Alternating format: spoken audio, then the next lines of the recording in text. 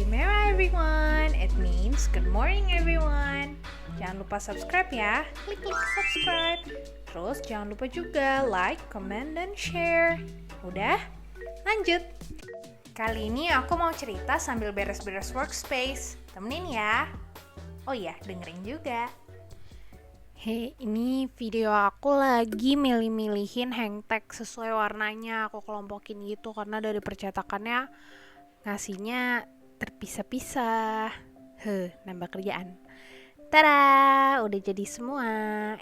Udah jadi satu semua. Karena OCD kalau misalnya nggak jadi satu.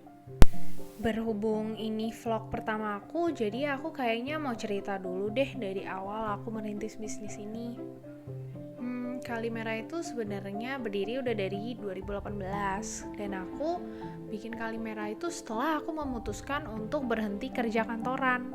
Waktu kecil itu aku punya mimpi untuk jadi full time artist dan ibu rumah tangga.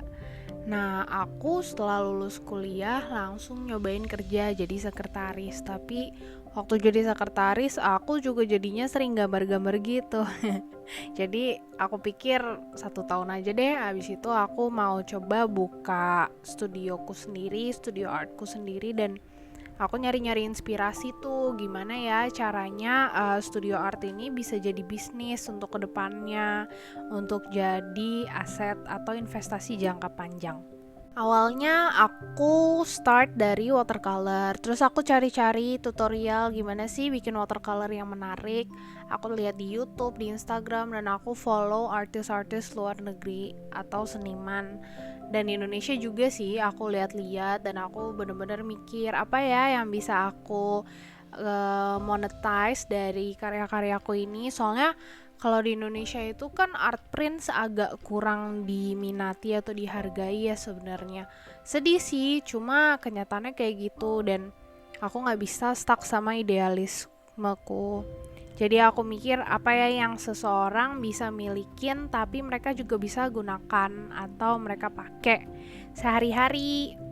Saat aku cari-cari, aku nemu ide dari ngeliat beberapa artis luar negeri yang gambarnya keren banget dan dia tuh bikin pattern.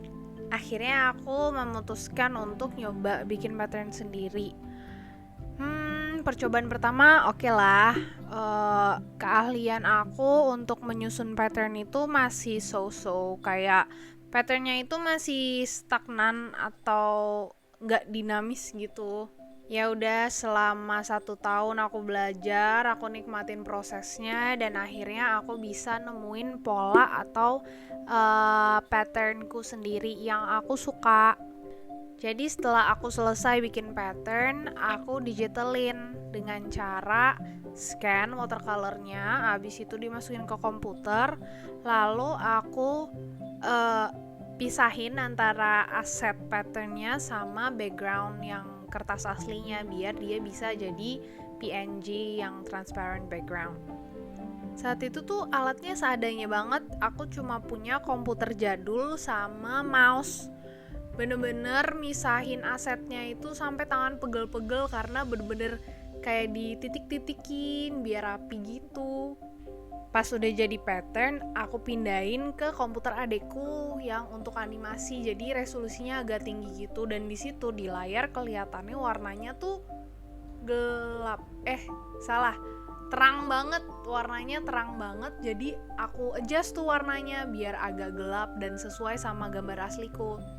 Ternyata pas dicetak, wow, gelap banget hasilnya. Aku masih nggak ngerti saat itu gimana sih cara bikin hasil print yang bagus. Nah, seiring berjalannya waktu, akhirnya aku mendapatkan hasil yang aku mau dan hasil printnya juga udah bagus. Saat itu, aku coba deh cetak ke beberapa produk, kayak tote bag, pouch, dan itu semua masih pre-order karena aku belum punya modal untuk bikin produk ready stock. Dan setelah beberapa bulan aku bikin produk itu, ada yang beli untuk pertama kali, aku seneng banget. Dan teman-temanku juga bantu support sih, mereka beli juga. Dan yang paling aku suka sama bisnisku ini adalah saat packing. Aku bukan lulusan jurusan seni atau desain grafis atau apapun, dan aku belajar semuanya sendiri lewat YouTube. Aku belajar pelan-pelan untuk bikin packaging sendiri, dari brandingnya juga, untuk label pengiriman, logo, dan segala macam. Semua ilmu itu aku dapetin dari YouTube. Sebelumnya aku bener-bener buta banget sama yang namanya Photoshop, Illustrator, dan sebagainya. Tapi aku sangat bersyukur karena Tuhan bener-bener bantu aku untuk mempelajari itu semua dengan cepat. Tahun pertama IG ku itu sepi followers, sepi pembeli, tapi aku enjoy sama apa yang aku lakuin di dalam studio aku. Nah, malah semenjak pandemi tahun 2020 ini, aku bisa membesarkan studioku ini seperti sekarang. Dimulai pada bulan Mei 2020, aku jual produk berupa masker dengan pattern dari digital illustration karena aku udah gak pakai watercolor lagi. Dan aku berhasil menjual hampir 1.000 masker sampai saat ini bulan Desember. Terus akhirnya aku bisa membeli iPadku sendiri. Yeay! Oh iya, di produkku ini ada gambar bebek kan, namanya itu Oli. Dia itu karakter utama dari produk-produkku. Dan produk-produk yang kamu lihat di layar saat ini adalah produk untuk dijual di alun-alun Grand Indonesia. Yeay, pada bulan Januari 2021.